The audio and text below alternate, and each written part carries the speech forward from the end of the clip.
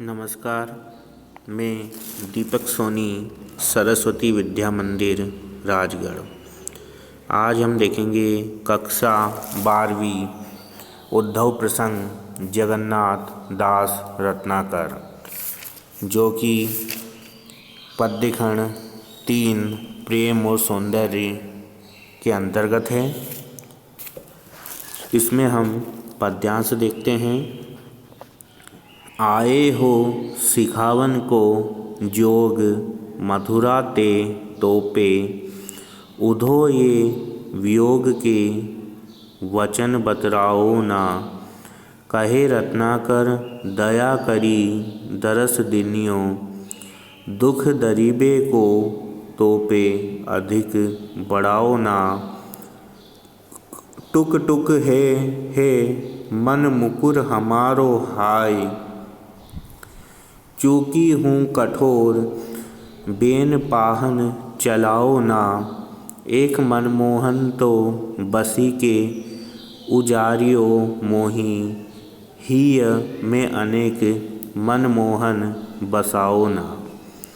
इस तरह इसका पद्यांश है। अब इसमें हम देखेंगे कठिन शब्दार्थ।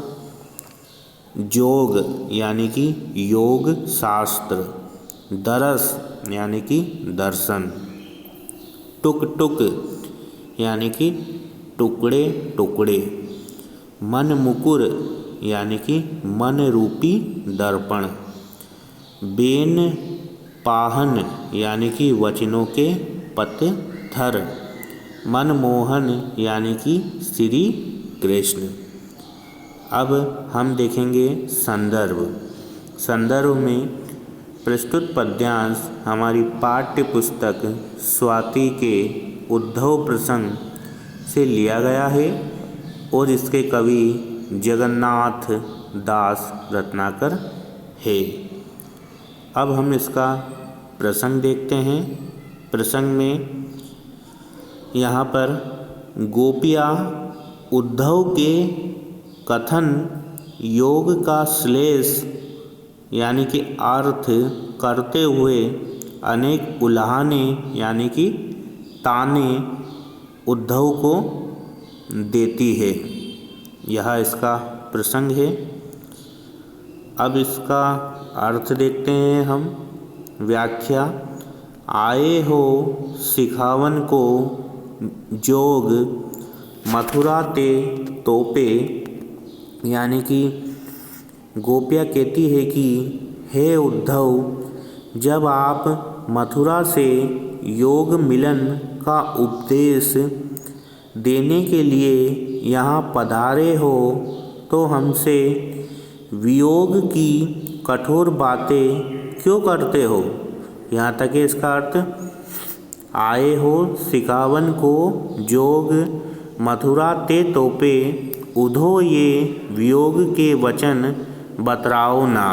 यानी कि जब आप मथुरा से योग यानी कि मिलन का उपदेश देने के लिए यहाँ पधारे हो तो हमसे वियोग की कठोर बातें क्यों करते हो, ऐसा प्रश्न कर रहे हैं। कहे रत्नाकर दया करी दरस दिनियो, दुख दरीबे को तोपे अधिक बढ़ाओ ना।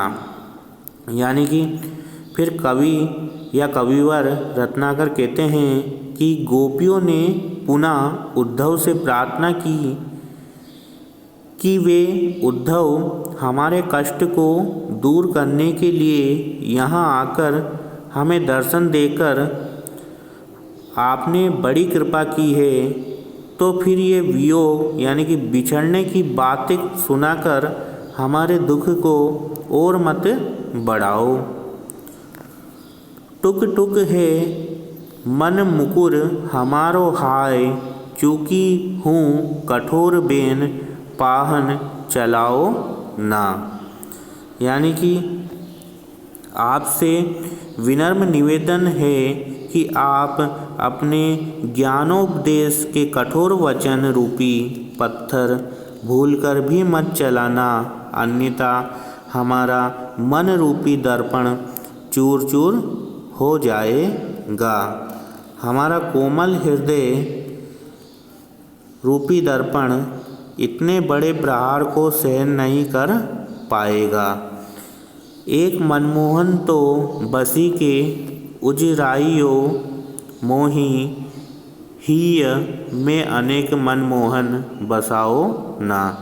एक मनमोहन ने तो हमारे मन में निवास करके हमें नष्ट कर दिया है।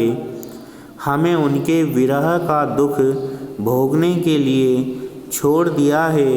यदि तुमने हमारे मन रूपी दर्पण को तोड़ दिया तो इस दर्पण के अनेक टुकड़ों में हमें अनेक कृष्ण दिखाई देंगे। ऐसी स्थिति में हमारी क्या दशा होगी यह अकथनीय है। इसलिए तुम हमारे मन को तोड़कर उसमें अनेक मनमोहन मत बसाओ। ये इसका अर्थ हो गया। अब देखते हैं हम इसका काव्य सौंदर्य। काव्य सौंदर्य में श्रृंगार रस का वर्णन किया है। इसकी भाषा ब्रज भाषा है और इसमें मुहावरों का भी प्रयोग किया है। और गोपियों ने योग का अर्थ मिलन लिया तो उनकी बुद्धि में सहज समा गया। यानी कि इस कविता में मानव मनोविज्ञान का सुंदर चित्रण हुआ है। धन्यवाद।